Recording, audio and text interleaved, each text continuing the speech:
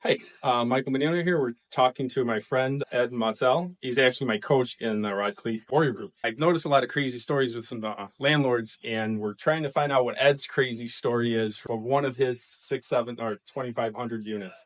So, what do you got for us, Ed? All right. So my first property was in Atlanta, not a very good part of Atlanta. I had this worker. He was actually one of the tenants there. He's working on a unit for me. Very good worker. My wife and I are in the leasing office one day, and this guy comes in sort of like a dog the bounty hunter type of guy. And he says, "Do you know this guy?"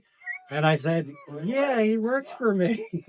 He kind of already knew the guy was there because he was sitting in the parking lot waiting for him for 3 hours. Saw him come out of his door, go into the door where he's working on a unit for me. And he said, "Well, here's the situation. There's this guy on death row for 28 years that murdered this convenience store or package store guy, right? My guy was with him, the accomplice. So it was three people. One was in the car. Two people were in the store. This is before cameras. Yeah. My guy did 8 years for turning state's evidence. The other guy, though, is about to get the electric chair. I think it's the electric chair. I don't know what they have in Georgia. And the local politician said, "Where is this other guy?" Because they found some new DNA evidence, right? Some high mucky muck, up by the governor said, "Find this guy because he's supposed to be on parole or whatever. He says, "Would you come over there with me and like identify him and show me and Right. introduce me?" I said, "Okay, yeah, let's go." He goes, "No, I'm waiting for two other guys." So these two other guys come fully like SWAT gear and everything. And we walk over and they apprehend this guy.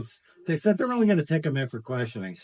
Well, I only owned the apartments for another 4 months, and he never came back. They did wind up executing the other guy, but my guy Got out scot-free again? I don't know what happened to him, but I never did find out. But That's a pretty good I lost story. a good worker that day. What did you take away from that experience? Well, I don't know. You never know who the people that you're working with, and I never asked any questions. I just said, "Hey, you want to make some money and do some painting and stuff?" And what started off as one little project turned into he was working for me for 6 months. All right, yeah, this was a great story. Thank you, Ed. I appreciate it. All right. Thanks, guys.